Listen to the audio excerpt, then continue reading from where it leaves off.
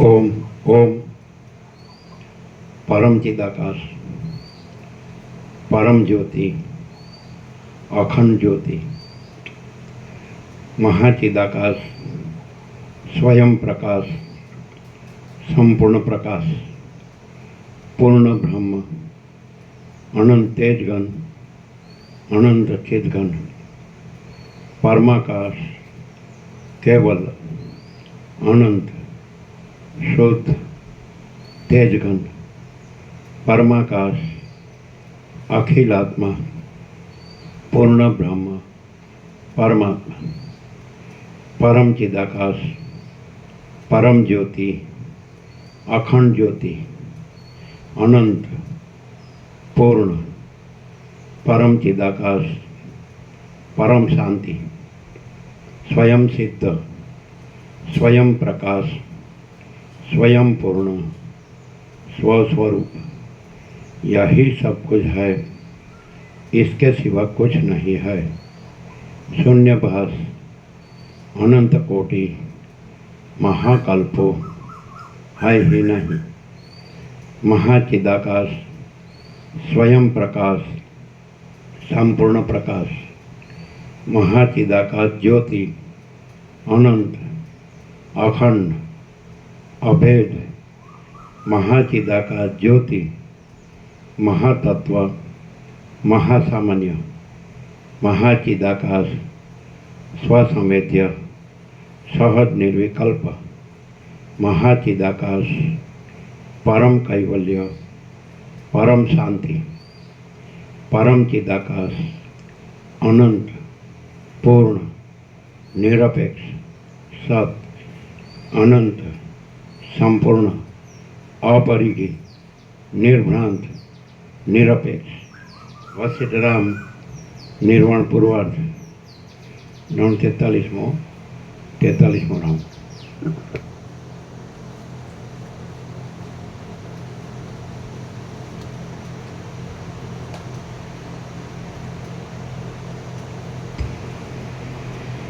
आद्य परब्रह्म सदगुरु देव की जय। ओम श्री परमात्मने नमः। સદગ્રંથોમાં શિરોમણી શ્રી યોગ વાસિષ્ઠ મહારામાયણ નિર્વાણ પ્રકરણ પૂર્વાર્ધ પાના નંબર 1103 સર્ગ 109મો ચુડાલા અને શિખીધ્વજનો પુનઃ સંયોગ। આ 109મા સર્ગમાં રાજા ચુડાલાને જોઈ કેટલુંક પૂછી જોશે અને તે બધું ધ્યાન વડે અનુભવી વિસ્મય પામી પ્રસન્ન થશે। ત્યાર પછી તે ચુડાલાની પ્રશંસા કરી તેને આલિંગન આપી ત્યાં જ રાત્રિ ગાળશે એ કથા કહેવામાં આવશે। પાના નંબર 1103 ડાબી બાજુ ઉપર। શિખીધ્વજ રાજા બોલ્યો, હે શ્રેષ્ઠ, સિંહના જેવી પાતળી કેળવાળી તે જેમ આ પવિત્ર સ્વાર્થને સાધી લીધો છે તેવી રીતે હમણાં બીજી કુલાંગનાઓ પણ તેવો પવિત્ર સ્વાર્થ સાધી લે। ચુડાલા બોલી, હે મહાસમર્થ પ્રિયપતિ, તમે જગતરૂપી ઝાડના પરમ અવધિરૂપ પરમાત્મામાં શાંતિ પામી શું બોધવાન થયા? આજે પ્રથમના મોહને તમે સાક્ષી રૂપે રહી શું કાંઈ તુચ્છ રૂપે જુઓ છો કે આ કરું, આ ન કરું, આ મેળવું એવી તૃષ્ણાવાળી સ્થિતિને મનમાં શું હવે હસો છો કે? તેમ બુદ્ધિની અપક્વ દશાને લીધે રહેલી કોમળતાને પણ શું હસો છો કે? હે મહારાજ, તે પ્રથમની તુચ્છ તૃષ્ણાઓનો સ્ફુરવું તથા તે સંકલ્પોની કલ્પનાઓ જેમ આકાશની અંદર નિરાધાર પર્વત ન જોવામાં આવે તેમ આજે તમારામાં જોવામાં આવતી નથી। હે પ્રિય મહાસમર્થ રાજા, શું તમે હવે સર્વ વાત સમજી ગયા કે હમણાં તમે કોનામાં નિષ્ઠા રાખી રહ્યા છો તથા શી ઈચ્છા લેખો છો? પહેલાં થયેલા દેહના વ્યવહારોને તમે સત્ય કે તુચ્છ લેખો છો? શિખીધ્વજ રાજા બોલ્યો, પુષ્પો વડે પૂર્ણ એવી નીલકમળની માળાને સાદૃશ્ય વડે અનુસરનારા સુંદર નેત્રવાળી હે પ્રિયા, તું પોતે જ મારા આત્મરૂપ છે અને જેમ તું મોહ, વિવેક કે તત્વજ્ઞાન વગેરે જેની અંદર સ્વયં પ્રકાશપણાથી રહેલ છે કરેક્શન સ્વયં પ્રકાશપણાથી રહેલ છે. તેની અંદર હું પણ તેવી જ રીતે સ્વયં પ્રકાશ આત્મા રૂપે રહું છું. અહીંયા પણ સ્વયં પ્રકાશ. શિખીધ્વજ રાજા બોલ્યો, પુષ્પો વડે પૂર્ણ એવી નીલકમળની માળાને સાદૃશ્ય વડે અનુસરનારા સુંદર નેત્રવાળી હે પ્રિયા, તું પોતે જ મારા આત્મારૂપ છે. અને જેમ તું મોહ, વિવેક કે તત્વજ્ઞાન વગેરે જેની અંદર સ્વયં પ્રકાશપણાથી રહેલ છે, તેની અંદર હું પણ તેવી જ રીતે સ્વયં પ્રકાશ આત્મા રૂપે રહું છું. હું ચેષ્ટા રહિત છું, નિરવયવ છું, આકાશના જેવો સ્વચ્છ છું, નિસ્પૃહ છું, શાંત છું અને પરમાર્થ દ્રષ્ટિથી પરબ્રહ્મ રૂપ જ છું. હું આજે ઘણે કાળે દેહ આદિમાંથી અહંભાવ છોડી દઈ વસ્તુતઃ જે ચિદાત્મા રૂપ રહેલો છું તે રૂપે જ થઈ રહ્યો છું. ફક્ત આત્મપરાયણ થઈ ગયેલા, અહીં કરેક્શન છે, ચિત્તના એક જ માર્ગ પર રહેલો એ કાઢી નાખવાનું. ચિત્તના એક જ માર્ગ પર રહેલો કાઢી નાખીને ત્યાં લખવાનું એક જ કેવળ પૂર્ણ સ્વરૂપ થયેલો. એક જ કેવળ પૂર્ણ સ્વરૂપ થયેલો. ફક્ત આત્મપરાયણ થઈ ગયેલા એક જ કેવળ પૂર્ણ સ્વરૂપ થયેલો હું એવી તો સર્વથી ઉત્તમ આનંદની દશાને પ્રાપ્ત થયો છું કે જે દશાને મહાસામર્થ્યવાળા વિષ્ણુ, મહાદેવાદી દેવો પણ દૂર કરવાની શક્તિમાન નથી. જે મન વાણીથી અગોચર હોવાથી કાંઈ પણ નથી, તે શુદ્ધ ચિદાત્મામાં જ નિષ્ઠા રાખી હું પોતાના સ્વરૂપમાં રહેલો છું. ભ્રમર જેવા સુંદર નેત્રવાળી હે પ્રિયા, હું હવે સંસારરૂપી ભ્રમથી છૂટી ગયો છું. હું પ્રસન્ન નથી તેમ ખેદવાળો પણ નથી.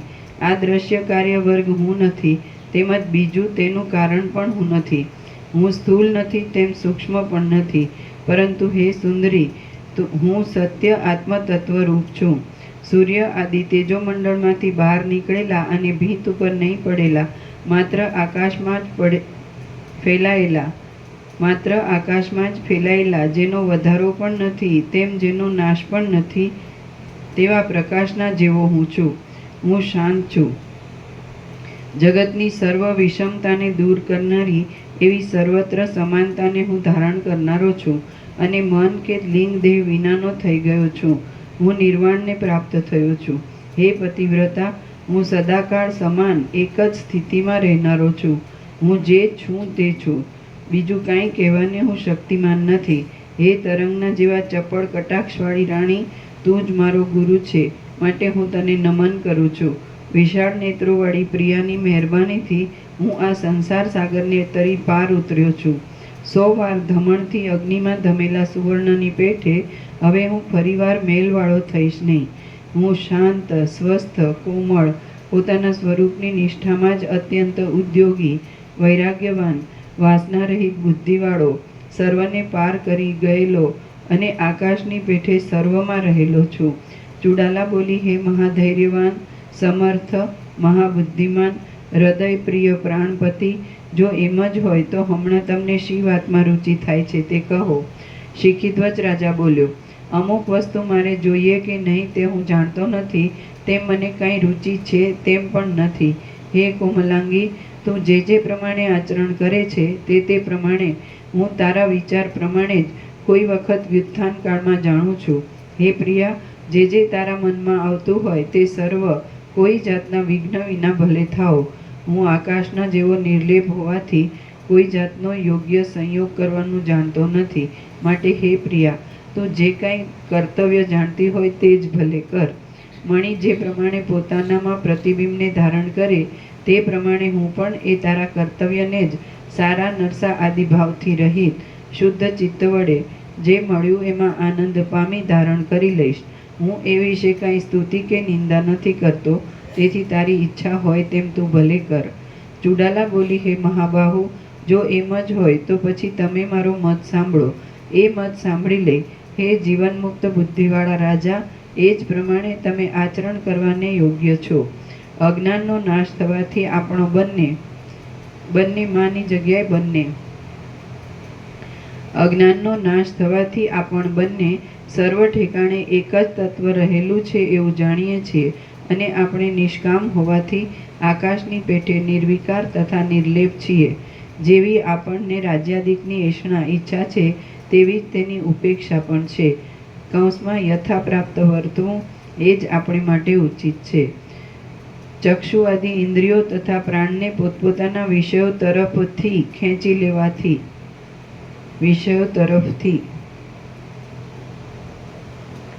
ચક્ષુ આદિ ઇન્દ્રિયો તથા પ્રાણને પોતપોતાના વિષયો તરફથી ખેંચી લેવાથી આત્મામાં શું વિશેષ થાય છે? કાંઈ નહીં. સાધન કાળમાં જોકે તેની જરૂર છે તો પણ આત્મામાં કે જે વૃદ્ધિ અને નાશથી રહિત છે તેમાં તેથી કાંઈ સુધારો વધારો થતો નથી.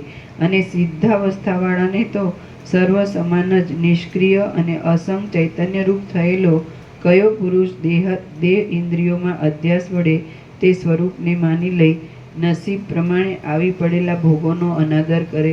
કોઈ ન કરે. માટે હે પુરુષ શ્રેષ્ઠ, પ્રારબ્ધના ભોગ માત્રથી એ ભોગના આદિમાં, અંતમાં કે મધ્યમાં આપણે જે સ્વભાવવાળા હતા તે જ સ્વભાવવાળા માત્ર મોહને ત્યજી દઈને કે માત્ર બાકી રહેલા નસીબને ભોગ વડે ઓછું કરવા માગીએ છીએ. આપણે કંઈ બદલાઈ ગયા નથી, તેમ હવે બદલાઈ જઈશું પણ નહીં. તો હવે બાકી રહેલ આયુષ્યને રાજ્ય ભોગ વડે ગાળી ક્રમે કરી કોઈ કાળે પ્રારબ્ધ ક્ષય થયેથી આપણે વિધેય મોક્ષને પ્રાપ્ત થઈ જઈશું. શિખીધ્વજ રાજા બોલ્યો, હે ચંચળ પ્રિયા, આપણે આદિ, અંત અને મધ્યમાં કેવા છીએ અને માત્ર અવશેષ રહેલા એક પદાર્થને ત્યજી દઈ કેમ રહીએ એ તું કહે. ચુડાલા બોલી, હે નૃપશ્રેષ્ઠ, આપણે ભોગના આદિકાળમાં, અંતકાળમાં અને મધ્યકાળમાં સ્થૂળ દ્રષ્ટિથી રાજા જ છીએ. માત્ર શેષ રહેલા એક મોહને મૂકી દઈ પાછા તે રાજા જ થઈએ. તમે પોતાના નગરના જ રાજા થાઓ અને પોતાના સિંહાસન ઉપર બિરાજો. હું સર્વ પટરાણીઓમાં ભૂષણરૂપ એવી તમારી મુખ્ય પટરાણી થઈશ. રાજાને પતિ તરીકે પામી આનંદ પામેલા નગરવાસીઓ મનુષ્યથી ભરાયેલી નવી નવી અંગનાઓના નૃત્યોથી સુશોભિત, પતાકાઓથી શણગારેલી, મૃદંગ, વાદિત્ર વગેરે આદિના શબ્દો વડે મનોહર અને પુષ્પોથી વ્યાપ્ત થઈ રહેલી આપણી નગરી આજે ઘણે લાંબે કાળે વેલો વડે શોભતી મંજરીઓથી ભરપૂર અને પુષ્પોમાં ગુંજારાવ કરતા ભમરાઓની હારોથી મનોહર, ચૈત્ર માસ વસંત ઋતુમાં ખીલેલી વેલની શોભાની જેમ ચિત્તને હરનારી બનો.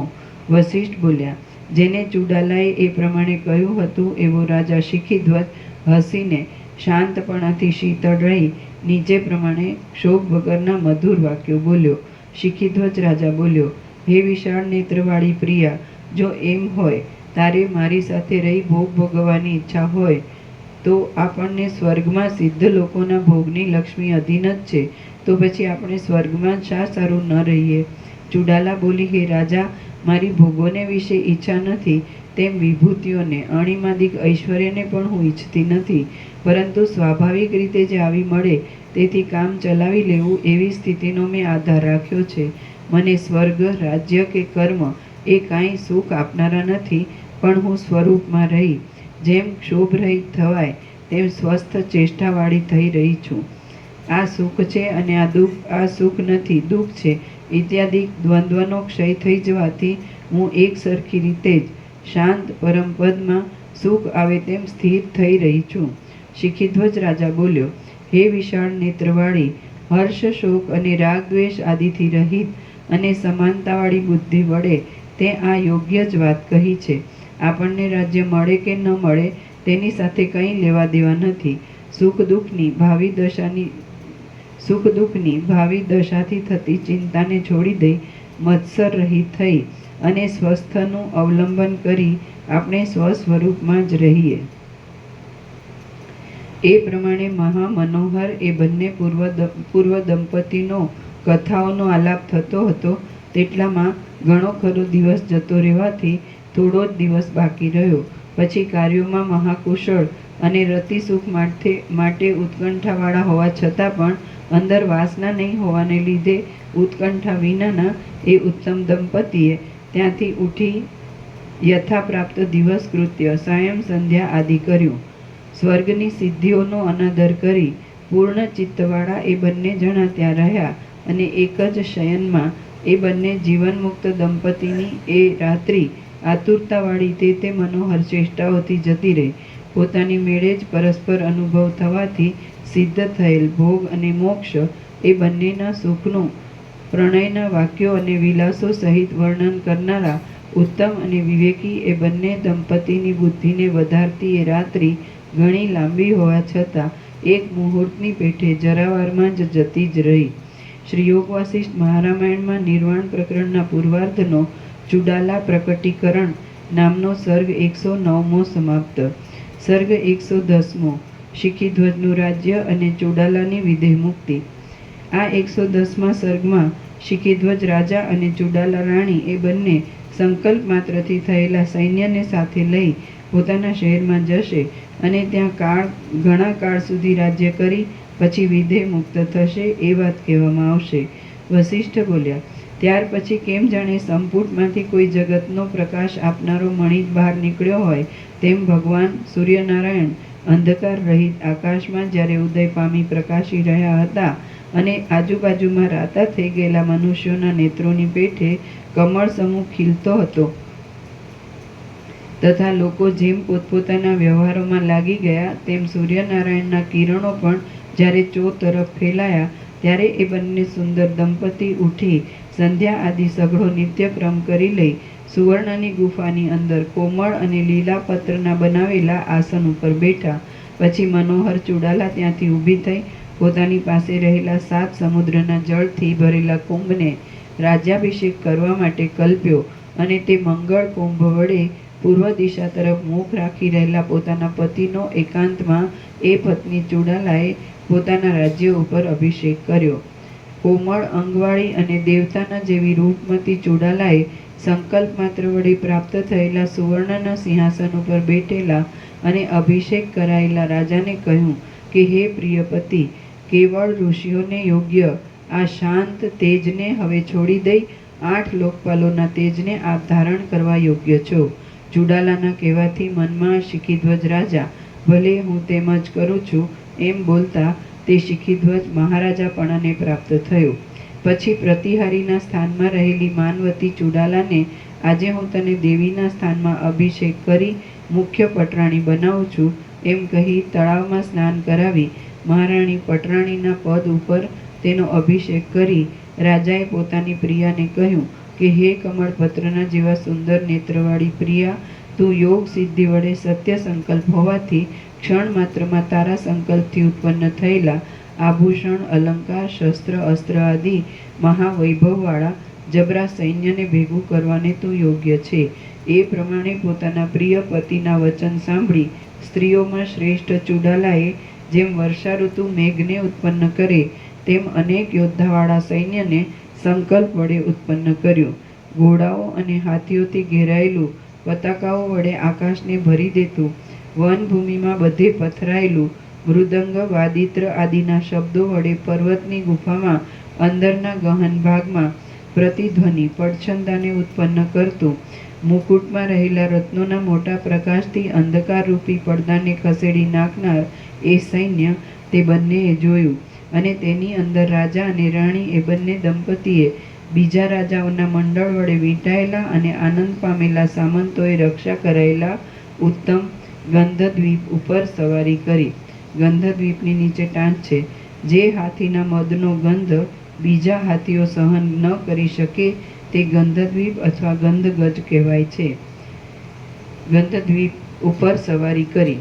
ત્યાર પછી મહાબળવાન પાયદળથી અને રથોથી પૂર્ણ રીતે ભરેલા પોતાના સૈન્યને ચલાવનારો, પર્વતોને પણ હલાવી દે તેવી પ્રબળ સેનાવાળો એ શિખીધ્વજ રાજા કેમ જાણે પૃથ્વીમાંથી ઉઠેલા પવનના ઝપાટાથી પૃથ્વીને અને પર્વતને ભેદી નાખતો હોય તેમ પોતાની પ્રિય પટરાણી ચુડાલા સહિત વનમાંથી બહાર નીકળ્યો.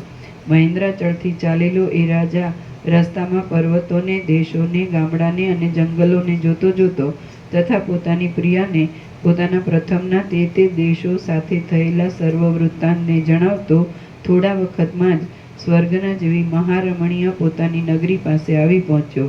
ત્યાં તે રાજાના સામંતો જેઓને પોતાના જુદા જુદા દેશના અધિપતિપણા ઉપર નિમ્યા હતા તેઓ આદરપૂર્વક રાજાના આવવાની વાટ જોઈ રહ્યા હતા. તેઓ જય જયકારના શબ્દ વડે રાજાના આવવાની ખબર થતાં સામૈયું કરવાને સામા બહાર નીકળ્યા. પછી ભેગા થઈ જતા એકતાને પ્રાપ્ત થઈ ગયેલા અને મૃદંગ, વાદિત્ર આદિના ઊંચા શબ્દો વડે શોભાવાળા એ બંને સૈન્યોની સાથે એ રાજાએ નગરમાં પ્રવેશ કર્યો.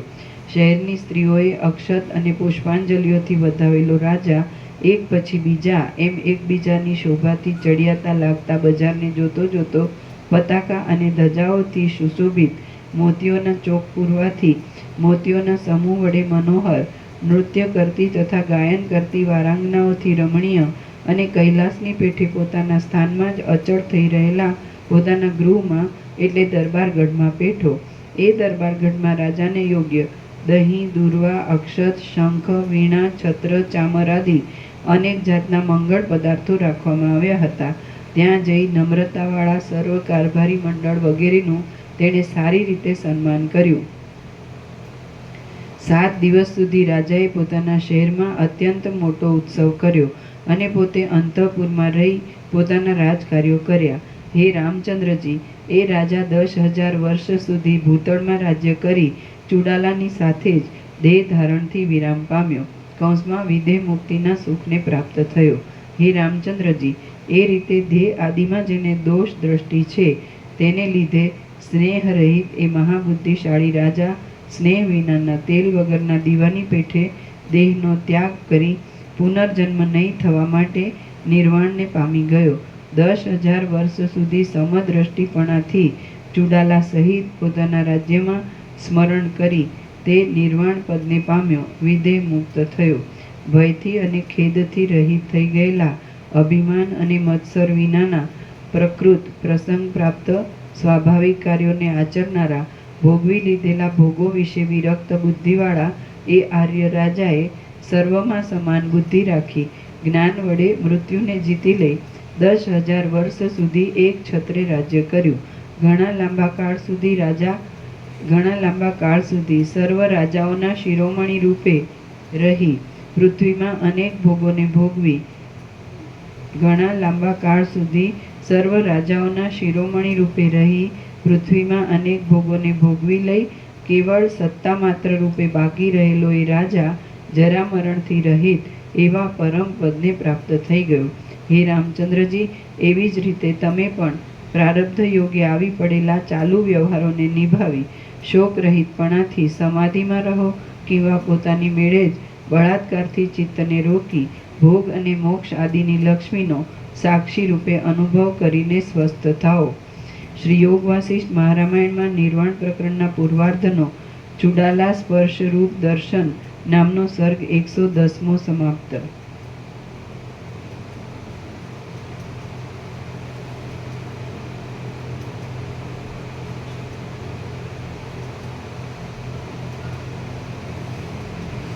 સર્ગ 111મો કચોપાખ્યાન. આ 111મા સર્ગમાં રાણી ચુડાલાએ જેમ રાજાનું સર્વસ્વ છોડાવ્યું હતું તેમ કચ્છનો પિતા કચ્છના સર્વસ્વનો ત્યાગ કરાવશે અને અંતે અહંકારનો ત્યાગ થયેથી કચ્છ પૂર્ણ સ્થિતિવાળો થશે એ વર્ણન કરવામાં આવશે. વસિષ્ઠ બોલ્યા, ઉપર પ્રમાણેની શિખીધ્વજ રાજાની સર્વ કથા મેં તમને કહી. એ માર્ગે ચાલવાથી તમે કદી પણ ખેદને પ્રાપ્ત થશો નહીં. રાગ દ્વેષનો નાશ કરનારી આ દ્રષ્ટિને ધારણ કરી તમે નિત્ય આસક્તિ વગરની વૈરાગ્યવાળી બુદ્ધિ વડે તે પરમ પદને પ્રાપ્ત કરો. હે રામચંદ્રજી, જેમ શિખીધ્વજે ભોગ અને મોક્ષ બંનેનો અનુભવ કરતા રાજ્ય કર્યું તેમ તમે પણ રાજ્યમાં વ્યવહાર કરતા ભોગ અને મોક્ષ એ બંનેને સારી રીતે મેળવો. હે રામચંદ્રજી, બૃહસ્પતિનો પુત્ર કચ્છ શિખીધ્વજના સર્વ ત્યાગના ક્રમ વડે જે રીતે બોધને પ્રાપ્ત થયો તે રીતે તમે પણ બોધ મેળવો.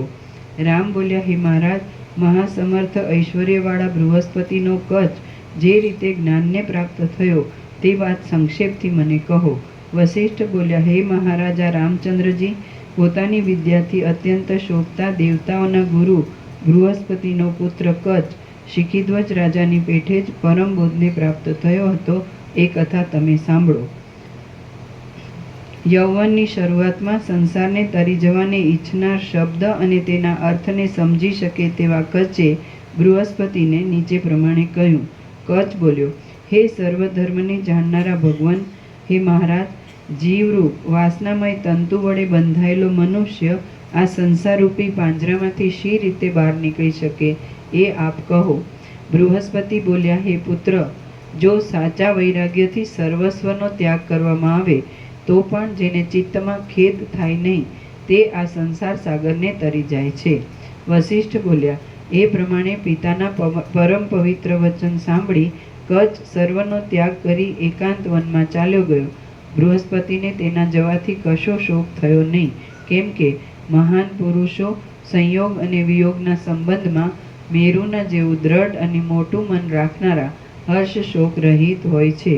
હે નિષ્પાપ રામચંદ્રજી, પછી 8 વર્ષ જતા રહ્યા બાદ કોઈ મોટા જંગલમાં કચ્છ ફરીવાર પોતાના પિતા બૃહસ્પતિની પાસે આવ્યો. પોતાના પિતાનું પૂજન કરી અભિનંદન કરી રહ્યા બાદ પુત્રને કચ્છને આલિંગન કરી રહેલા એ બૃહસ્પતિને મનોહર વાણી વડે ફરીથી કચ્છે આ પ્રમાણે પૂછ્યું. કચ્છ બોલ્યો, હે પ્રિય પિતાજી, આજે મને સર્વત્યાગ કરી 8 વર્ષ થયા, તો પણ સ્તુતિપાત્ર શાંતિને હું મેળવી શક્યો નથી. વશિષ્ઠ બોલ્યા, એ પ્રમાણે તે અરણ્યની અંદર કચ્છ પિતા પ્રત્યે દુઃખી વચનો કહેતો હતો તેટલામાં તો તું સર્વનો ત્યાગ કર એમ કહી બૃહસ્પતિ આકાશ તરફ ચાલ્યા ગયા. બૃહસ્પતિ જતા રહ્યા પછી કચ્છે પોતાના દેહ ઉપરથી વલ્કલ આદિનો પણ ત્યાગ કરી દીધો અને ચંદ્રમા, વાદળા, સૂર્ય તથા તારાઓ વિનાના શરદ ઋતુના આકાશ જેવો દિગંબર થઈ રહ્યો. તે દિગંબર બની ટાઢ, તડકો અને વરસાદથી બચવા કોઈ પર્વતની ગુફામાં રહેતો હતો. તેણે પોતે એકલાએ જ શરીરને શાંત અને શૂન્યપણે ધારણ કરી રાખી શ્વાસોચ્છ્વાસ લેતા દિશાઓના અંતભાગોમાં ફરવા માંડ્યું. એ રીતે 3 વર્ષ વીતી ગયા પછી એ કચ્છ પાછો ઉદાસીન ચિત્તે કોઈ જંગલની અંદર એ જ પોતાના પિતા અને ગુરુ બૃહસ્પતિને મળ્યો. ભક્તિ વડે સર્વ પૂજાનો ક્રમ પૂરો કરી લઈ પુત્રને પોતાને આલિંગન કરી રહેલા પોતાના પિતાના ખેદથી ગદગદ થયેલી વાણી વડે કચ્છે ફરીવાર પૂછ્યું. કચ્છ બોલ્યો, હે પિતાજી, મેં સર્વ કંથા અને વેણુલતા, કમંડલુ, દર્ભાસન, મૃગચર્મ આદિનો પણ ત્યાગ કર્યો, તથાપિ હજી મને પોતાના પરમ પદમાં શાંતિ મળી નથી, માટે હવે હું શું કરું? બૃહસ્પતિ બોલ્યો, હે પુત્ર, ચિત્ત જ સર્વરૂપ આભાસ માત્ર કહેવામાં આવે છે. સર્વથી પર છે ને કાઢીને સર્વરૂપ આભાસ માત્ર. બૃહસ્પતિ બોલ્યા, હે પુત્ર, ચિત્ત જ સર્વરૂપ આભાસ માત્ર કહેવામાં આવે છે. તેનો ત્યાગ કરવાથી તું અપૂર્વ શોભાવાળો થઈશ. સર્વવેત્તા પુરુષોએ ચિત્તનો ત્યાગ એ જ સર્વ ત્યાગ છે એમ નિશ્ચયપૂર્વક જાણેલું છે. વશિષ્ઠ બોલ્યા, બૃહસ્પતિ એ પ્રમાણે પુત્રને કહી વેગ વડે આકાશ તરફ ઉડ્યા અને કચ્છે કોઈ જાતનો બુદ્ધિમાં ખેદ લાવ્યા વિના ત્યાગ કરવા સારું ચિત્તને શોધવા માંડ્યું. જ્યારે જંગલમાં બહુ વિચાર કરવા છતાં પણ એ કચ્છ ચિત્તને જાણી શક્યો નહીં, ત્યારે બુદ્ધિ વડે તેણે પોતાના પિતાજીનું ચિંતન કર્યું અને ત્યાં પિતાજી પાસે જવાનું ધાર્યું. દેહ આદિ પદાર્થનો સમૂહ કાંઈ ચિત્ત શબ્દથી કહેવાતો નથી, તેમ એ દેહાદિકનું શું ચિત્તનું છે અથવા તો ચિત્ત પોતે જ ક્યાં છે? આવા સંદેહને લીધે નિરપરાધી એ દેહાદિને હું શા માટે વૃથા ત્યાગ કરું? નિરપરાધી એ દેહાદિનો હું શા માટે વૃથા ત્યાગ કરું? ચિત્તરૂપી મહાશત્રુને ઓળખવા માટે હું પાછો પિતાજી પાસે જાઉં અને તેને ચિત્તને ઓળખી લઈ તત્કાળ એ ચિત્તનો ત્યાગ કરું તથા સંતાપ રહી શાંતિવાળો થઈને રહું. વશિષ્ઠ બોલ્યા, એ પ્રમાણે વિચાર કરી કચ્છ સ્વર્ગ પ્રત્યે ગયો અને બૃહસ્પતિ પાસે જઈ સ્નેહપૂર્વક વંદન કરી પ્રણામ કર્યા તથા બૃહસ્પતિને એકાંતમાં પૂછ્યું કે હે મહારાજ, ચિત્ત શું છે તે આપ કહો. એ ચિત્તનું સ્વરૂપ કૃપા કરી આપ મને બતાવો કે જેથી હું તેનો ત્યાગ કરું.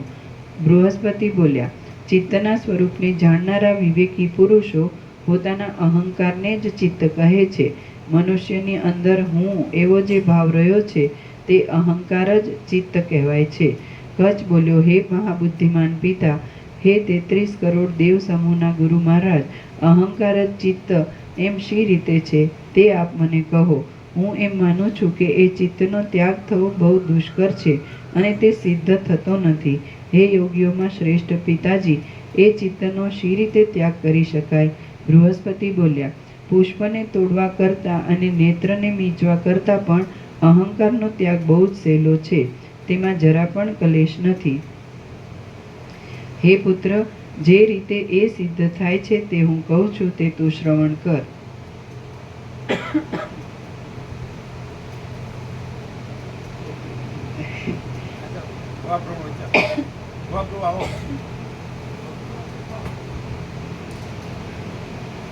કેળું ખાધું એટલે કેળું ખાધું.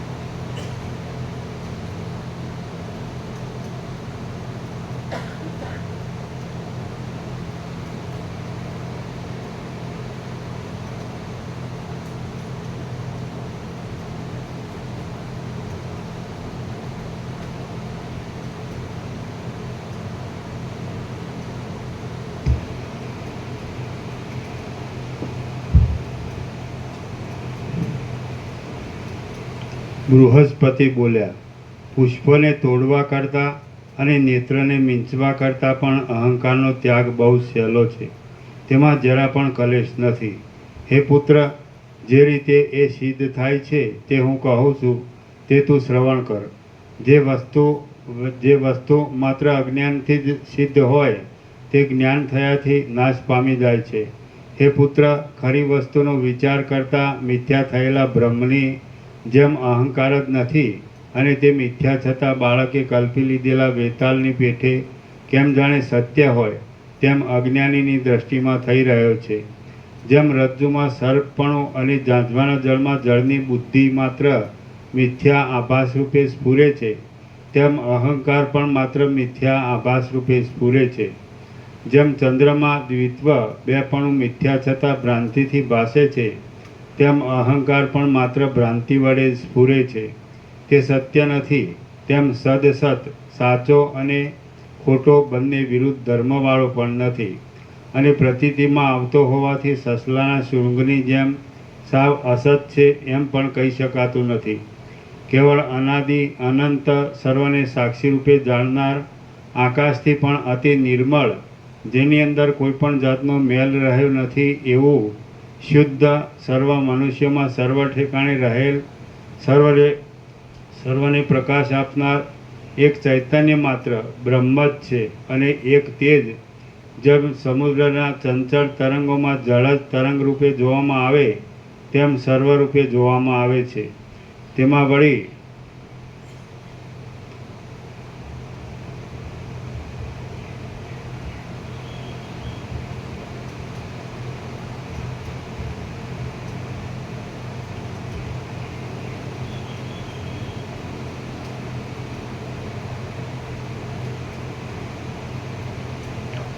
તેમ સદસત, સાચો અને ખોટો બંને વિરુદ્ધ ધર્મવાળો પણ નથી, અને પ્રતીતિમાં આવતો હોવાથી સસલાના શૃંગની જેમ સાવ અસત છે એમ પણ કહી શકાતું નથી. કેવળ અનાદિ અનંત, સર્વને સાક્ષી રૂપે જાણનાર, આકાશથી પણ અતિ નિર્મળ, જેની અંદર કોઈ પણ જાતનો મેલ રહ્યો નથી એવું શુદ્ધ, સર્વ મનુષ્યોમાં સર્વ ઠેકાણે રહેલ, સર્વને પ્રકાશ આપનાર એક ચૈતન્ય માત્ર બ્રહ્મ જ છે. અને તે એક તેજ જેમ સમુદ્રના ચંચળ તરંગોમાં જળ જ તરંગ રૂપે જોવામાં આવે તેમ સર્વરૂપે જોવામાં આવે છે.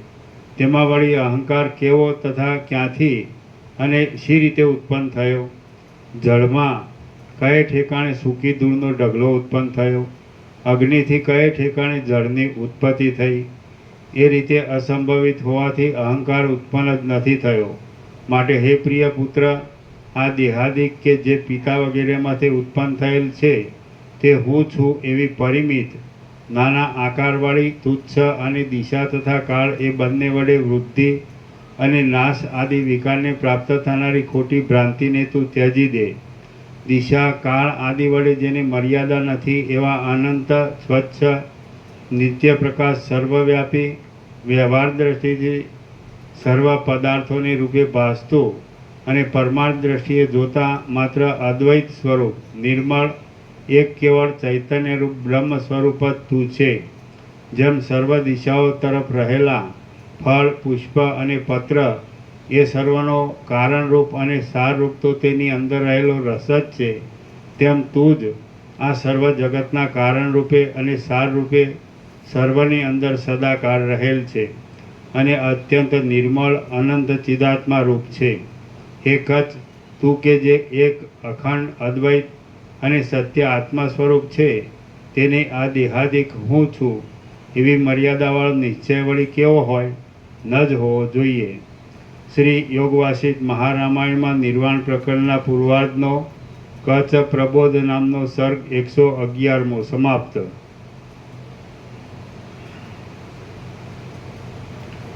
સર્ગ 112મો. આ 112મા સર્ગમાં કચ્છના આખ્યાનથી રામચંદ્રજીને બોધ થશે અને રામચંદ્રજીને પૂછવાથી મિથ્યા પુરુષનું આખ્યાન આવશે કે જેમાં આકાશનું રક્ષણ કર્યાની વાત કહેવામાં આવશે. મિથ્યા પુરુષનું આખ્યાન આકાશ રક્ષણ. વશિષ્ઠ બોલ્યા, એ રીતે પરમ યોગરૂપ સર્વોત્તમ ઉપદેશને પ્રાપ્ત થઈ પછી બૃહસ્પતિનો પુત્ર કચ્છ જીવન મુક્ત થઈ ગયો હતો. હે રામચંદ્રજી, જે રીતે કચ્છ મમતા વિનાનો અહંકાર રહિત શાંત બુદ્ધિ અને કામરૂપી ગ્રંથિઓ જેની કપાઈ ગઈ છે એવો થઈ રહ્યો હતો, તે રીતે તમે પણ વિકાર વિનાના થઈને રહો. અહંકારને તમે મિથ્યા જ સમજો, તેનો આશ્રય પણ ન કરો અને તેનો ત્યાગ પણ ન કરો. સસલાના શિંગડાની જેમ જે પદાર્થ હોય જ નહીં તેને લેવો કે ત્યજી દેવો એ બંને ક્રિયાઓ થઈ શકે નહીં. અહંકારનો જ અસંભવ સિદ્ધ થાય ત્યાર પછી તમને મરણ અને જન્મનો ભય ક્યાંથી રહે? કેમ કે આકાશરૂપી ક્ષેત્રમાં જે વવાયું તેના ફળ કોણે લીધા છે? કોઈએ નહીં. જેને કોઈ અંશ નથી, જે સંકલ્પ વિકલ્પથી રહિત છે એવા સર્વભાવરૂપ સર્વવ્યાપી પરમાણુથી પણ સૂક્ષ્મ નિર્વિકાર અને કેવળ ચૈતન્યરૂપ તમે છો.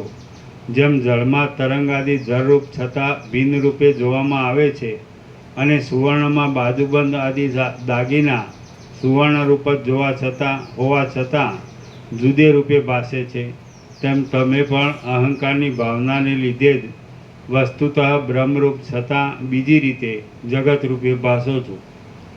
આ સર્વ જગત માયામય ઇન્દ્રજાળની જેમ માત્ર અજ્ઞાનને લીધે ભાસી રહેલું છે. પરંતુ હે નિષ્પાપ રામચંદ્રજી, જ્ઞાન થતાં એ સર્વ બ્રહ્મરૂપ જ થઈ જાય છે.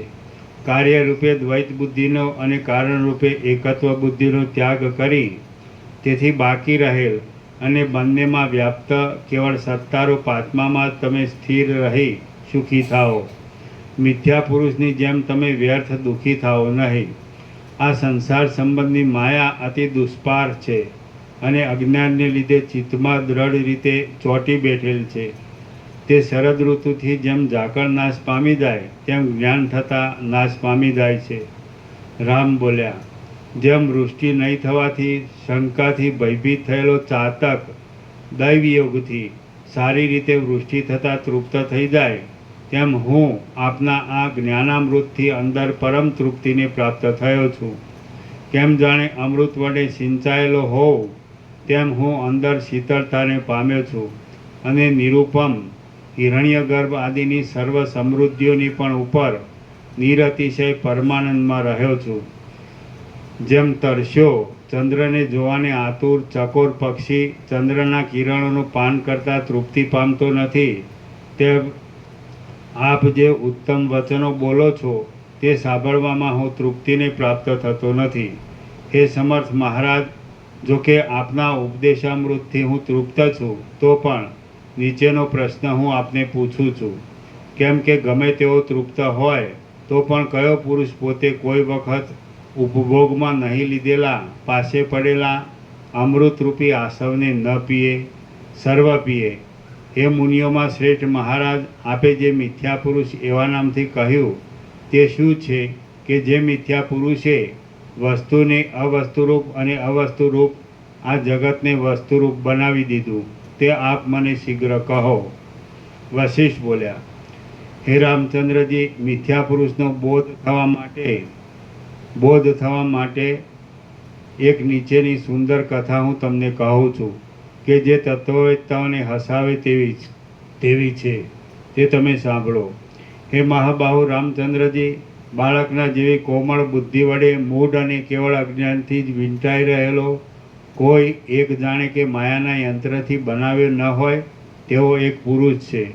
તે કોઈ શૂન્ય એકાંત સ્થાનમાં ઉત્પન્ન થયો છે અને તે આકાશમાંના ભ્રાંતિ વડે પ્રતીતિમાં આવતા અનેક વિચિત્ર રંગોની પેઠે અને મરુભૂમિમાં ભ્રાંતિ વડે પ્રતીતિમાં આવતા જાજવાના જળની પેઠે મિથ્યા રૂપે તે શૂન્ય સ્થાનમાં જ રહે છે.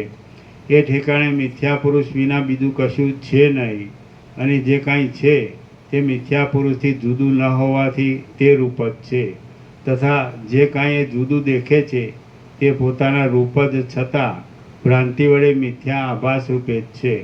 પરંતુ દુષ્ટ બુદ્ધિવાળો મિથ્યા પુરુષ સાચી વાત દેખી શકતો નથી.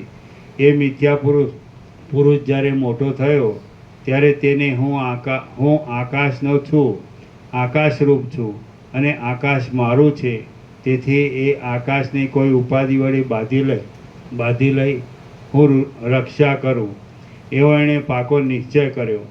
પોતાને પ્રિય એવા આકાશને હું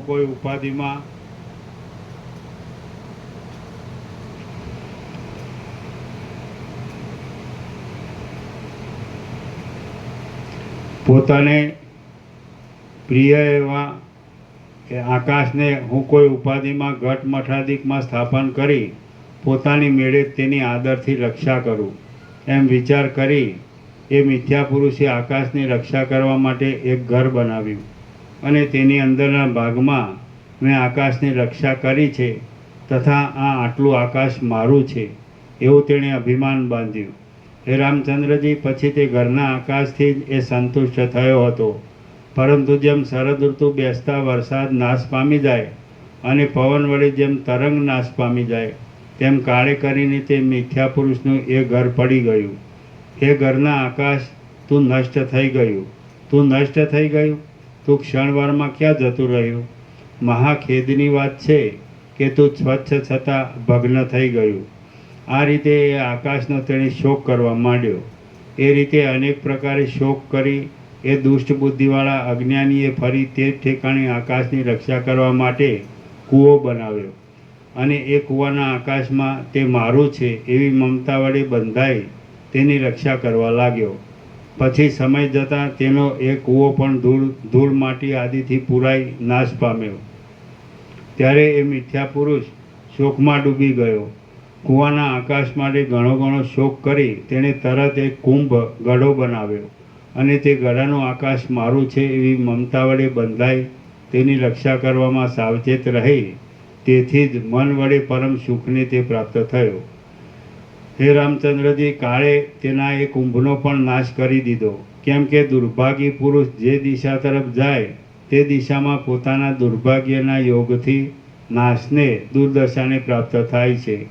પછી તેણે ગઢાના આકાશ માટે કેટલોક શોકપૂર્વક પ્રલાપ કર્યા પછી આકાશની રક્ષા કરવા માટે પ્રથમ પ્રમાણે જ એક કુંડ બનાવ્યો, અને તેમાં મમત્વ બાંધી એ કુંડના આકાશની રક્ષા કરતો હતો. એ મિથ્યા પુરુષનો તે કુંડ પણ કોઈ કાળે જેમ અંધારું તેજથી નાશ પામી જાય તેમ નાશ પામી ગયો. તેથી તેણે કુંડના આકાશનો શોક કરવા માંડ્યો.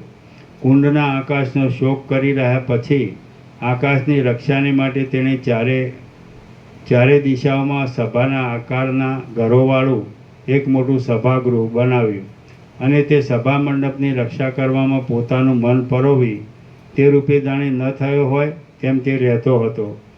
જેમ જૂના પાંદડાને વાયુ ઘસડી જાય તેમ સર્વ પ્રજાને ગળી જનારા કાળે તેનું એ સભાગૃહ પણ નષ્ટ કરી દીધું. તેથી મિથ્યા પુરુષ ખૂબ જ શોક કરવા લાગ્યો. ચારે દિશાઓમાં સભાના આકારના ઘરોવાળા એ મોટા સભાગૃહનો શોક કર્યા પછી તેણે આકાશની રક્ષા કરવા માટે વાદળાના જેવા આકારવાળી એક કોઠી બનાવી ને તે કોઠીના આકાશમાં મમતા બાંધી તેની રક્ષા કરવા માંડી. વાયુ જેમ વાદળાને ખેંચી જાય તેમ તેની ધાન્ય રાખવાની કોઠી પણ તત્કાળ કાળે હરી લીધી. આથી તેના નાશથી થયેલા શોક વડે એ મિથ્યા પુરુષને ઘણો જ સંતાપ થયો. એ પ્રમાણે ઘર, ચતુશાળ, 4 શાળાઓવાળું મોટું સભાગૃહ, કુંભ, કુંડ અને કોઠી એ વગેરેથી હાય હોય કરતાં એ મિથ્યા પુરુષનો આ અનંત કાળ ચાલ્યો જાય છે. એ રીતે માયા વડે પરાધીન એ મિથ્યા પુરુષ ઘર વડે અને જેમાં પ્રવેશ ન થઈ શકે તેવા કૂવા, ગઢો આદિ ઉપાધિ વડે તે પદાર્થની અંદર આકાશને આ મારું છે એવી મમતાથી તેનું રક્ષણ કરવા ખૂબ પ્રયત્ન કરે છે. વળી તે ગૃહ, કૂપ, કુંભ આદિ પદાર્થોનું નિર્માણ કરવું, રક્ષા કરવી તથા પાછો તેનો વિનાશ થવો એ બધામાં અભિમાનને લીધે મૂઢ બની જાય એ મિથ્યા પુરુષ અતિ ઘાટા, બીજા દુઃખોથી પણ વિશેષ દ્રઢ ઘાટા એવા દુઃખ સમુદાયને પ્રાપ્ત થાય છે અને પાછો દૈવી યોગથી એ દુઃખમાંથી મુક્ત પણ થાય છે.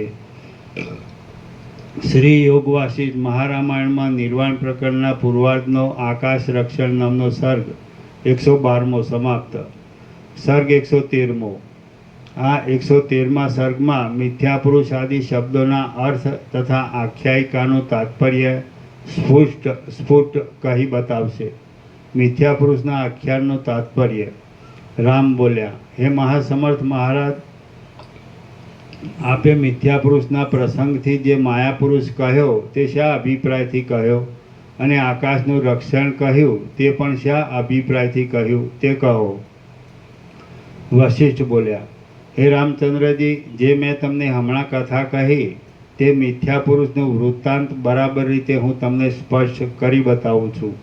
તમે તે સાંભળો. હે રામચંદ્રજી, જેમ આકાશ કાંઈ પણ નથી પરંતુ તે એકલી ખાલી જગ્યા છે, તેમ માયા પણ કાંઈ નથી પરંતુ તેમાં જે અહંકાર થાય છે તે જ પેલો માયારૂપી યંત્રનો બનાવેલો મિથ્યા પુરુષ સમજવો.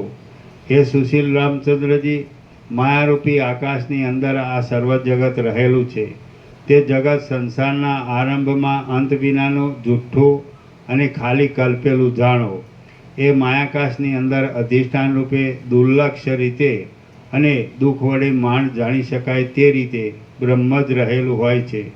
પછી એ માયારૂપ આકાશમાંથી જેમ આકાશમાંથી પ્રથમ શબ્દ ઉત્પન્ન થાય અને પવનમાંથી જેમ પહેલી ગતિ પ્રકટ થાય તેમ પ્રથમ અહંકાર ઉત્પન્ન થાય છે.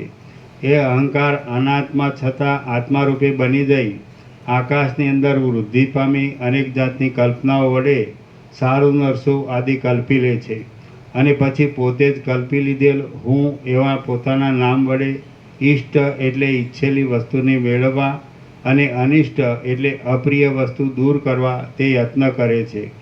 પોતે અનાત્મા છતાં ફક્ત એક આત્માની પોતાની રક્ષા કરવા માટે પ્રવૃત્તિમાન થઈ ધારણ કરેલા દેહનો નાશ થઈ જાય તો પણ પોતે વ્યાકુળ બની જઈ કર્મ વાસના આદિ અનુસાર બીજા અનેક પ્રકારના દેહોને કલ્પી લે છે.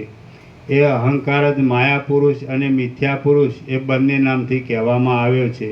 તે વસ્તુતઃ અસત્ય છતાં વૃથા માત્ર માયા વડે જ ઉત્પન્ન થયેલા છે. કૂપ, કુંડ, ચતુસ્થાલ અને કુંભ આદિ રૂપે કહેવામાં આવેલા અનેક દેહોને તે કલ્પી લઈ તેની રક્ષા કરતાં મેં આત્માની રક્ષા કરી છે એમ દેહની મર્યાદામાં રહેલા માયામય આકાશરૂપ આત્મામાં તે ભાવના કરે છે. હે રામચંદ્રજી, હું તમને એ અહંકારના નામો કહું તે તમે સાંભળો. એ નામો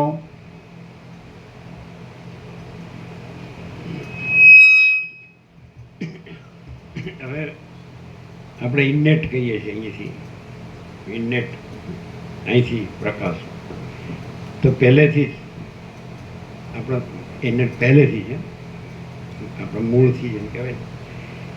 તો આખું બધી બાજુ અનંત અને વિશાળ તત્વ છે. અનંત આકાશ તો એની ઉપમા છે, આકાશથી પણ મોટું. આકાશથી પણ સૂક્ષ્મ, આકાશથી પણ નિર્મળ, નિર્લેપ, એવું નિષ્ક્રિય, નિર્લેપ, શુદ્ધ, સૂક્ષ્મ. તો બધે આખું જે અનંતને વ્યાપક અને બધે સમાન અને બધે ભરેલું, ભરપૂર, પૂર્ણ. એટલે સીધે સીધું એ જ પ્રકાશ હતો, અનુભવ કે જે કહેવાય સીધો બોધ, જેને કહે ને કે આ કોઈને પણ આ બધું સર્વસામાન્ય છે. આ સાંભળીને કોઈ પણ એ વસ્તુ એ રીતે જાણી શકે, અનુભવી શકે. તો એ છે કે નહીં, આખું અનંત પૂર્ણ સ્વરૂપ છે કે નહીં? પછી હવે એટલેથી જ અનંત, એક શબ્દમાં અનંત, બધું અનંત, બધું અનંત જ છે, બરાબર છે. અને અનંત એટલે અનંત, પછી એના વિના બીજું કાંઈ નથી. તો પહેલેથી જ ધર્મ, જેને કે ઇનેટ, પહેલેથી જ એ જે અનંત છે એ જ રહેલું છે, એ રીતે જ હતું અને છે અને રહેશે અને છે જ. સમજાય? એટલે પછી જે અનંત છે પછી એમાં અંતવાળાની કલ્પના કે ભ્રમ કે મોહ સંભવતો જ નથી. આખું અનંત છે. તમે જે શબ્દથી સમજી શકો, જાણી શકો, અનુભવી શકો, બોધ કરી શકો, તો એ અનંત અખંડ છે. અખંડ એટલે તમે કેવો અર્થ કરો કે એમાં કોઈ ભાગભેદ નથી. અખંડ એટલે પૂર્ણ, ભરેલું, એમ થાય ને. કોઈ જગ્યા ખાલી નહીં, એના વિના કોઈ જગ્યા નહીં, એના કોઈ વિના કોઈ વસ્તુ નહીં. એટલે કોઈ વિકલ્પનો સવાલ જ નથી આવતો. આ જે રીતે સમજાવેલું છે એ રીતે અમને નથી. આ બધે જગતમાં જે ચાલી રહ્યું છે તે તો અમને બેસતું જ નથી પહેલેથી. સમજે? આજે જે ધર્મો પ્રવર્તેલા છે જગતમાં, તો એ જે અનંત છે, જે મૂળ તત્વ, જે પરમ તત્વ, એટલે એ જે ભરેલું છે, કોઈ જગ્યા ખાલી નહીં, રજ બી બીજી જગ્યા નહીં, રજ બી વસ્તુ નહીં. તો એને ન ગણીને, સમજ્યા છે, એમાં ન હોય એવા મર્યાદિત ભાગભેદ, આભાસ બધા, તો એને ગણીને બધા ઉપદેશો ચાલેલા છે. એ અમને કોઈ બેઠેલું જ નથી. આ અમે સમજાવી શકીએ કે નહીં એ ખબર નથી. સમજાય કે નહીં? એટલે એટલે આ બધું કાંઈ, એટલે હવે એટલે એક જ શબ્દમાં અમે એમ કહી શકીએ અનંત. તો આ બધું અનંત છે. આમ પછી ને સમજાવવા માટે આ માણસને જે ભ્રાંતિ થયેલી, ભ્રમ થયેલો છે ને, એને સમજાવવા માટે એને કહેવું પડે કે ભાઈ બધે ભરેલું, બધે રહેલું, એમ સમજાય? એ કોઈ જગ્યા ખાલી નહીં, એના વિના બીજું કાંઈ નહીં. તો એ સીધો જ પ્રકાશ છે મૂળથી જ, કે આ બધું અનંત છે, એક જ અનંત જ. પછી એના પર્યાય નથી, એના વિશેષણ નથી, એના શબ્દ નથી, એના વિચાર, વાણી, શબ્દ નથી, એના શાસ્ત્ર નથી, એના ગુરુ નથી, એના ઉપદેશે નથી, ઉપચારે નથી. એટલે આ બધું અનંત છે. એમ સીધું જ રહેલું પહેલેથી ધર્મ ઇનેક્ટ, નથી ખબર પડતી. તો પછી અનંત એ તો વ્યક્ત કર્યું, બાકી વ્યક્ત કર્યા વગર છે. જે છે એ તો પોતે છે જ. તો એવું સહજ રહેલું છે. સમજાય? એટલે બીજું પછી એમાં સંભવતું જ નથી, એટલે આવતું જ નથી. જ્યારે જગતના બીજા ઉપદેશો કેવી રીતે છે કે એ નથી, જે છે એ નથી, અને એમાં જે નથી એ છે, અને પછી એમાં સમાધાન કરવા માટે મથે છે. એટલે કોઈ થાય જ નહીં. એટલે અમને એવું કંઈ થયું જ નથી કોઈ. અમે કોઈ દિવસ કોઈને કોઈ પ્રશ્ન પૂછ્યો જ નથી. કોઈ દિવસ કોઈને કોઈ, બધે પ્રશ્નો સિવાય કાંઈ નથી. અને અમારો કોઈ પ્રશ્ન જ નથી. બધે તમે જુઓ તો આનું શું, માથાકૂટ સિવાય કશું નથી. લમણા ફોડ, સમજાય? અમને કોઈ દિવસ કોઈ પ્રશ્ન થયો જ નથી. અને કોઈ દિવસ કોઈ શાસ્ત્રગુરુથી અમને સમાધાન થયું જ નથી. આને આમ થયું ને, આણે આમ કીધું ને, અને આવી રીતે સમજાવ્યું ને, આ રીતે એક જ શબ્દમાં બધું આવી ગયું. અમારે પહેલેથી અમે ઘણી વખત કીધેલું છે કે દરેકને કાંઈ ને કાંઈ પેટર્ન હોય ને, પેટર્ન કે શું કહે, પેટર્ન પેટર્ન એટલે ખાસ. તો અમને કોઈ પૂછે તમારું પેટર્ન એટલે અમે કહીએ અનંત, ઇન્ફાઇનાઇટ. એટલે પછી કાંઈ જેવું, અને એ ન કહીએ તો એ જ છે. એમાં અમે કેનાર ન કેનારે નથી. અમે અનંત કહીએ કે ન કહીએ કાંઈ ફેર પડતો નથી. અનંત અનંત છે. તો એવું સહજ છે, સમજાય. અને આ કોઈ દી અમને બેઠું જ નથી. આમ મારા બેટા બધા આવી અને બધા જતા રહે, અને તો બધું કેટલું બધું હો જાણે થઈ ગયા હોય કાંઈ. અરે પણ અનંત અનંત જ છે, અને એમાં બીજું કાંઈ સંભવતું જ થતું જ નથી.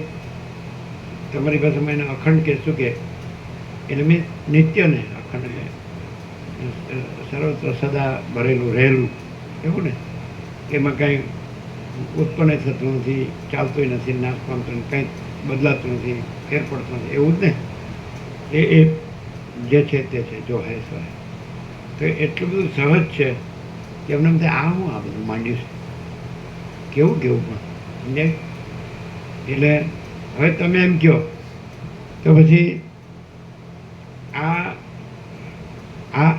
જે જગતના બધાય તમે ધર્મો જાણો છો, શાસ્ત્રો જાણો છો, મહાત્માઓ કોઈ અવતાર થઈ ગયા, કોઈ પૈગંબર થઈ ગયા, કોઈ જગતગુરુ થઈ ગયા, કોઈ વિશ્વ વિભૂતિ થઈ ગયા, કોઈ ઈશ્વર સાક્ષાત્કાર થઈ ગયા, કોઈ આત્મા સાક્ષાત્કાર થઈ ગયા, કોઈ કર્મ ઉપાસના જ્ઞાન ધ્યાન સમથિંગ કાંઈ આવાળા કોઈ સમ્યક પ્રબુદ્ધ થઈ ગયા, કોઈ સિદ્ધ થઈ ગયા, કોઈ આ. તો આ બધાથી તમે શું કહેવા માગો છો? તો અમે એમ કહેવા માંગીએ કે આ બધું કાંઈ નથી ને અનંત જ છે, એમ અમે તો કહીએ. તમને એમ થાય કે આમાંથી તમે કાંઈ કહો, આમાંથી અમારે કાંઈ કહેવા પણ નથી, આ કાંઈ છે જ નહીં. હવે છે ને નિત્યાનંદ પ્રકાશ સમજાય ખરું? ના. હવે તમે આ સાંભળો, આ વિચારો ને પછી યાદ રાખો ને બોલો ને એવું અમારે કાંઈ નહીં. છે કે નહીં? પછી જો એટલે એમાં આપણે એમ કે હું કે ગમે તે એવું કેન્દ્ર ક્યાંથી આવ્યું, કેવી રીતે સાંભળો, ક્યાં આખું અનંત જ છે બધી બાજુ, જ્યાં જુઓ ત્યાં. એટલે આકાશ એનું સર્વશ્રેષ્ઠ દ્રષ્ટાંત છે. તો તમે જુઓ કે બધું આકાશ છે કે નહીં, બધે આકાશ છે કે નહીં, કોઈ જગ્યા નથી જ્યાં આકાશ નથી, સમજાય. તો જગતનો કોઈ પણ મોટો બુદ્ધિશાળી હોય તો એને અનંતની ખબર તો છે, પણ અનંત છે ને એ જ છે ને બીજું કાંઈ નથી એવી ખબર નથી, અને બીજું બધું છે એવી ખબર છે. જ્યારે અમને અનંત સિવાય બીજી કાંઈ ખબર નથી.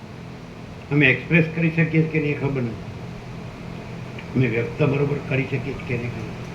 અને એટલે જ એ બીજા બધા અનંતને તો જાણે કોણ કે આકાશ અનંત છે, સ્વચ્છ છે, બધે રહેલું છે, એમાં બીજું કાંઈ નથી, બીજું કાંઈ થતું નથી.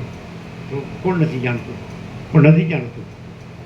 એ જે આનંદ છે સ્વચ્છ અને આમ ભરેલું બધે તમે ગમે ત્યાં જુઓ કે જેમાં એ પોતે જ છે ને બીજું કાંઈ નથી, એવું કોઈ નથી જાણતું.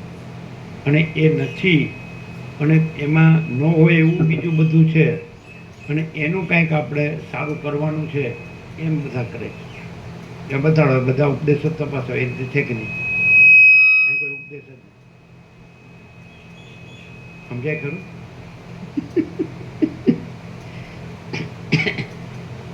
એને અમે એમ કહીએ. પછી અનંતને અમારે કેવું હોય, પછી અમે ખુલ્લું આવી રીતે કરીએ કે અનંત આ બાળપણથી નાનપણથી જ આવું જ છે, પહેલેથી જ સમજાય કે અનંત પ્રકાશ, અનંત આનંદ, અનંત શાંતિ, જો એ તો હે. એટલે બીજા બધા જે એ ખબર જ ન પડતી, બધાને ખબર જ ન પડતી નથી, એ લઈને મરે જ બધા, અને વાત એની કરે છે. એટલે પણ એની વાત કરવાની નથી, અને નથી એ લઈને મરવાની એ નથી, મરવાનું નથી.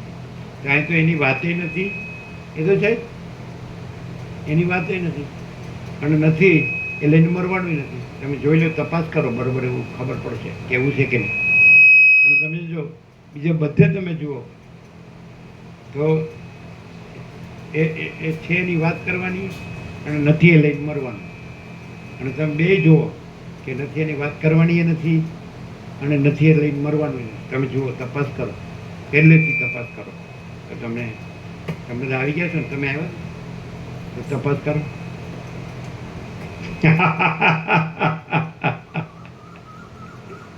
એટલે દરેક તમે જોજો તો નથી એનું જ લઈને મળતા હોય. શું હોય છે, હોય કે નહીં ખબર. તો એને ખબર પડતી નથી કે હું કરું છું, હું મારા મનમાં હું સમજે છે. આમ નથી કહેતા આપણે તો તારા મનમાં હું સમજે છે. નથી કહેતા એને પેલો એ હમો પાછો કહે હું જે સમજતો હોય સમજો તારે હું તો આવું અમને કાંઈ જ થયું નથી. આને તમે શું કહો? તમને એક સામાન્ય માણસ તો દેખાય છે અને પછી આ શાસ્ત્રોમાં ન હોય, ગુરુઓમાં ન હોય, ઉપદેશોમાં, ઉપચારોમાં ન હોય, ધર્મોમાં ન હોય, જે બધે ચાલી રહ્યું છે એમાં ન હોય. એ રીતે પ્રકાશ વ્યક્ત થાય છે કે નહીં? એ રીતે થાય છે ને. તો તમને શું લાગે કે આ કેવી જાતનો વિચિત્ર આ માણસ? એને શું તમે શું સમજો કે શું સમજો એમાં? એ હવે એ પોતે જેવી રીતે રહ્યા છે એમાં આપણે શું કરીએ? પોતપોતાની રીતે જે છે જેવા છે, જ્યાં જન્મ્યા ને જેવા એ અને સંસ્કાર અભ્યાસ જે હોય એ બધા અને બધા દેખાદેખી પણ બધું એકબીજાનું જોઈને બધું કરે છે. તો આ એમાંના નથી, થોડા જુદા પડે છે. એટલે કઈ રીતે જુદા પડે છે કે બધા માને છે એવું કંઈ માનતા નથી, બધા રાખે છે એવું કંઈ રાખતા નથી. રાખવું એટલે વસ્તુ નહીં, અંદર આપણે કાંઈ રાખીએ ભાઈ અંદર શું આ તું રાખીને બેઠો છે એવું કંઈ રાખતા નથી. એને કાંઈ પોતે એકલા જ છે, પોતે કોઈ સાથે નથી, કોઈ એની સાથે નથી, એમની સાથે નથી, કોઈ હારે કાંઈ લેવા દેવા નથી. કેવું વિચિત્ર કહેવાય. તો એ કેવું લાગે એમ કે શું એને ઓળખવું? તો હું ઓળખી નાખવાનું આવે એને કાંઈ લેવા દે નહીં તો આપણે એની યાર ક્યાં કાંઈ લેવા દે છે ને? જ્યાં જવું હોય ત્યાં જાય, જે કરવું હોય તો શું લાગે એમ કે હવે આમ દેખાય છે માણસ જેવું માણસ, ખાલી આમ માણસ દેખાય જ છે કે એની અંદરથી જે આવે છે એ કેવું છે કે એ સ્વીકારવું પડે એવું છે. અને એ સ્વીકારવામાં ખાલી એ કહે છે એટલે એવું આપણને ખબર પડે છે, પણ આપણે એમાં જે નથી એવા આવડા મથીએ છીએ. એટલે એનું શું કરવું? એવું માનીએ છીએ, બધું જાણીએ છીએ, કરીએ છીએ, મરીએ છીએ. તો એ એમ કે અનંત, આ બધું અનંત છે, બીજું કાંઈ નથી, બીજું કાંઈ સત નથી, એ પૂર્ણ છે, એમાં કોઈ અભાવ નથી, કોઈ ઈચ્છા નથી. પૂર્ણમાં શું હોય? આપણું અનંત પૂર્ણ હોય હે. અને એ અનંતને ખુલ્લું બી કર્યું કે ભાઈ અનંત એમાં શું છે? તો કે અનંત પ્રકાશ, અનંત આનંદ, અનંત શાંતિ, એટલે કાંઈ બાકી જ નથી. હવે એની અંદર માપનું એટલે મર્યાદિત કે સીમિત કે સંકુચિત કેવું સમજે? તો એવું જ એમાં સંભવે નહીં. એ જે અનંત પૂર્ણ છે એમાં અંતવાળું અને અપૂર્ણ અથવા કાંઈ ન હોય એવું, અથવા કાંઈક હોય એવું, થોડું ઘણું કાંઈ હોય એવું, એવું તો કાંઈ એવું એમાં સંભવતું જ નથી. બીજું કાંઈ એ તો પોતે જ છે અને પૂર્ણ છે, અનંત પૂર્ણ સમજાય? તો બીજું કાંઈ પેટનું પાણી આવતું નથી. પણ બધા આમ ધમ પછાડા કરીને મરી જાય, દોડી કરીને. અહીંયા આવો આપણું શ્રેષ્ઠ છે, અહીંયા આવો એટલે આપણને ખબર પડતી કે હું માંડ્યું છે. અને પછી પાછા એ જોવા જેવું છે. એ પાછા આવીને કોઈક સ્થાપીને ગયા હોય, એ મરી ગયા હોય તો એની પાછળ ચાલુ જ હોય. અમે એને માનીએ છીએ એટલે પણ એ તો ગયો, કોઈ રહ્યું નથી, કોઈ રહેતું આવ્યું જ નથી. જો તમે સીધા અનંત રહ્યો ને તો કાંઈ આવતું નથી, કાંઈ જતું નથી, કાંઈ બદલાતું નથી. જો હે તો હે. તો કેવું લાગે તમને આવું? આજે હંમેશા વ્યક્ત થતું હોય તો કદાચ તમને એમ થાય કે આ એક ભાષામાં વ્યક્ત થયું, આ બીજા ભાષામાં વ્યક્ત થયું, આવી રીતના શબ્દમાં જો આવી તો તમને કેવું લાગે કે આ શું છે? કાંઈ ખબર પડતી નથી એવું લાગે કે શું ખબર પડે? એટલે શબ્દોમાં ને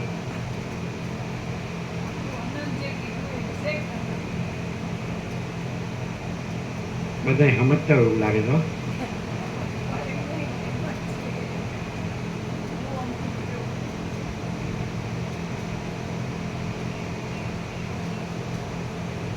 કોઈ પણ માણસ સૌથી મોટું આખું અને એ પોતામાં પોતે જ બીજું કોઈને કાંઈ ને કાંઈ થતું નથી એવું એવું વિચારી તો શકે ને જાણી શકે ને સમજી શકે કે નહીં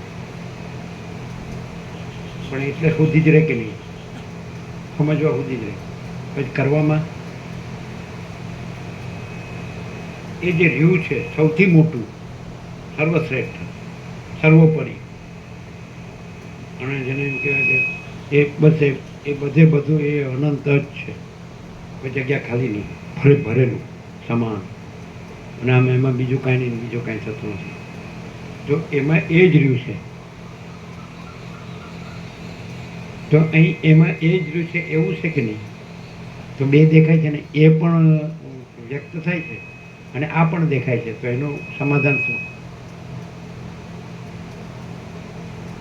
એનું સમાધાન એ કે એ તો છે જ અને બીજું તો છે જ નહીં તો અહીં એ છે અને બીજું છે જ નહીં એ રીતે સમાધાન થાય બીજી રીતે ન થાય પછી આ જોવું જ હોય તો એની ના નથી આનું કાંઈ હોય તો સિદ્ધ કરવું પડે અને આનું કોઈ સિદ્ધ ન થતું હોય અને એ તો છે જ તો પછી આ ન હોય એટલે એ તો છે જ ખાલી આમાં શું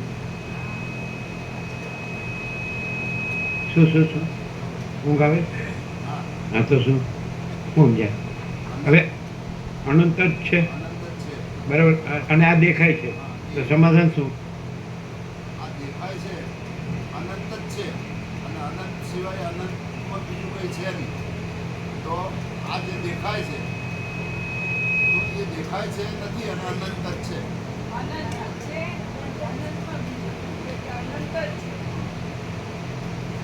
જે દેખાય છે એનું કાંઈ દેખાતું નથી અને અનંત તો છે માટે બીજું કાંઈ દેખાતું નથી એટલે આપણે દેખીએ છીએ એ આપણો ભ્રમ છે કારણ કે જે દેખાય છે એનું તો કાંઈ છે નહીં એનું ક્યારે કહેવાય એમાં બીજું કંઈ થતું હોય તો બીજું એટલે એ શેનાથી થાય અનંતમાં નથી એવું કંઈક બીજું હોય દાખલા તરીકે શું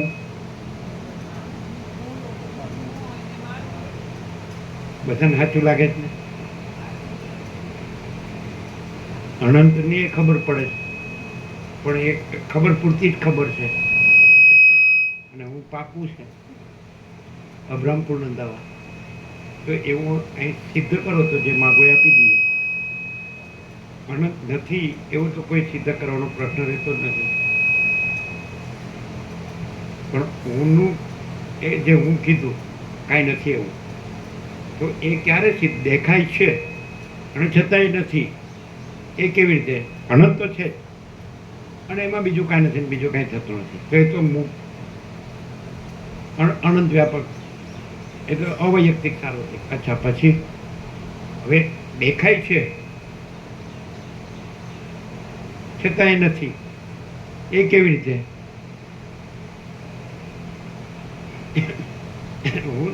એ બધાને એમ થાય ને કે ભાઈ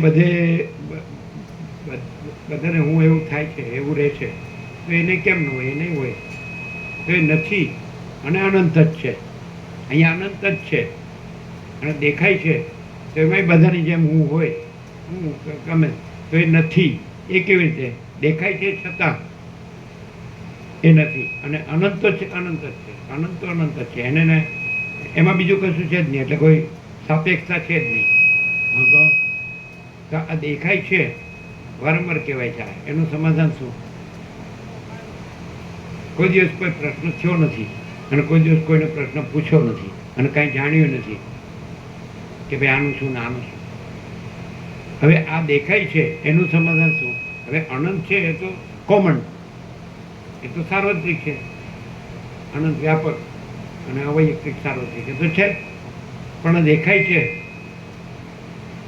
તો અનંત તો છે અને એમાં દેખાય છે તો છે જ નહીં કારણ કે અનંતમાં તો બીજું કાંઈ છે જ નહીં તો અનંત જ છે અને બીજું દેખાય છે છતાં એ કાંઈ નથી, અને અનંત તો છે જ, એટલે શૂન્ય નથી, પૂર્ણ જ છે, અનંત પૂર્ણ.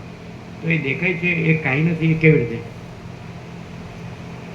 એને માટે દેખાતું નથી, તો કઈ રીતે?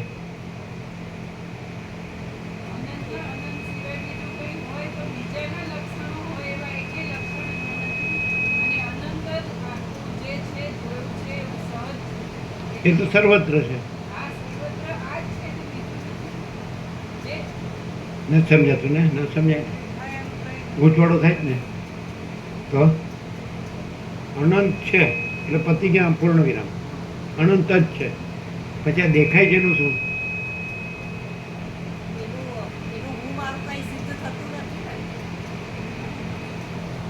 શું કે છે મામા પ્રભુ, શું કે છે? જોનારનો ભ્રમ છે. હે? એ દેખાય છે જોનારનો ભ્રમ છે.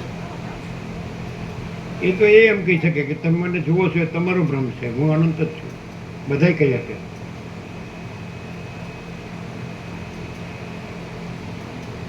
જો રાજીન રેડ થઈ ગયા,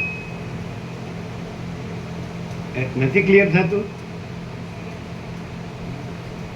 એટલે તો પાછા એમ કે છે તમારા પૂરતું ક્લિયર થાય છે, મારું ના પૂછશો.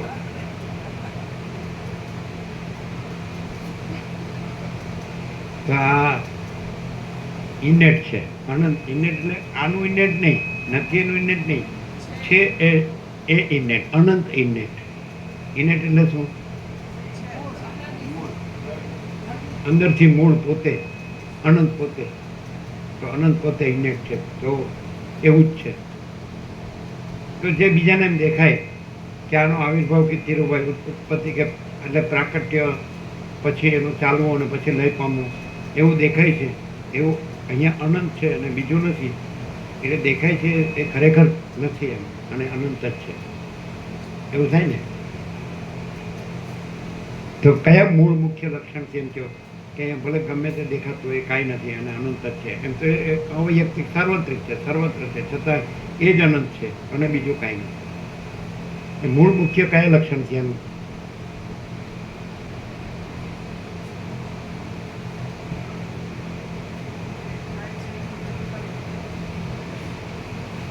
અનંતના મૂળ મુખ્ય લક્ષણ છે ને એ જ ગણાય, નથી એના લક્ષણ ન હોય, એના લક્ષણ ન કહેવાય. તો અનંતના મૂળ મુખ્ય લક્ષણ અનંત પ્રકાશ, અનંત આનંદ, અનંત શાંતિ. તો અહીં એ જ છે, એટલે આ નથી એ છે એનાથી સિદ્ધ થાય. એટલે પ્રકાશ ન હોય અને અંધકાર હોય એટલે અજ્ઞાન, તો આ સિદ્ધ થાય. અનંતમાં તો અજ્ઞાન સંભવતું જ નથી, પ્રકાશ જ છે, ચૈતન્ય. પછી આનંદ ન હોય, દુઃખ હોય તો આ સિદ્ધ થાય. વસીઠે કીધું દુઃખ 3 કાળમાં નથી, અમારો આખરી ઉપદેશ છે. તો અનંત આનંદ, સમજે? પછી અશાંતિ હોય તો આ સિદ્ધ થાય, અનંત શાંતિ. એનાથી જ એ સિદ્ધ થાય, એના લક્ષણથી જ એ સિદ્ધ. એટલે એ સિદ્ધ કરવાનું નથી, આ તો આ દેખાય છે એના સાપેક્ષ આ નથી અને અનંત જ છે, એ પૂરતું. એ પણ કંઈ કરવાનું નથી, છે જ. તો અનંત પ્રકાશ, અનંત આનંદ, અનંત શાંતિ, પરમ ચિદાકાશ, પરમ જ્યોતિ, અખંડ જ્યોતિ. પણ એમ થાય કે સમજાય છે, ના નથી પાડી શકાતું. પણ હવે આ બીજું બધું જે એમાં કાંઈ નથી એવું, અનંત ન હોય એવું, અનંતમાં ન હોય એવું, તો એવું બધું લાગે છે, એનું સમાધાન નથી, એવું થાય બધાને. અહીં તો સમાધાનનો સવાલ નથી, કારણ કે અનંત પોતે જ છે, એટલે હવે સવાલ જ નથી, પૂર્ણ જ છે, અને બીજું નથી, બીજું સત્ય નથી, એમ જ છે. અને કઈ રીતે આ નથી? કારણ કે એ જ છે એટલે આ નથી. સમજાય છે? ક્લિયર થાય છે? તો પછી આવું સાંભળી અને શું લાભ? શું લાભ?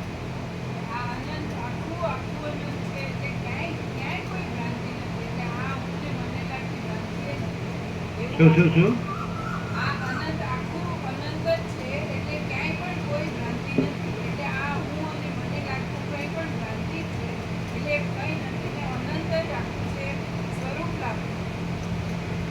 શું કહે છે?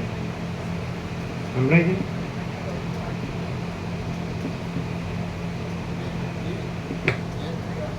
એના લાભ એ થાય કેમ કે અનંત જ છે અને આ જે દેખાય છે છે જ નહીં એ ભ્રાંતિ. એ દેખાય છે ખરું? અનંત દેખાય છે ખરું? બીજું કંઈ? અનંત જ છે.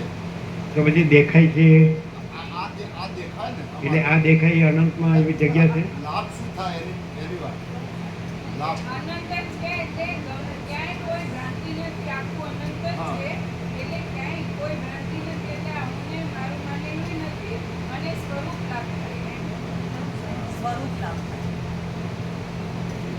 એટલે સ્વરૂપ ને સ્વરૂપ લાભ થાય.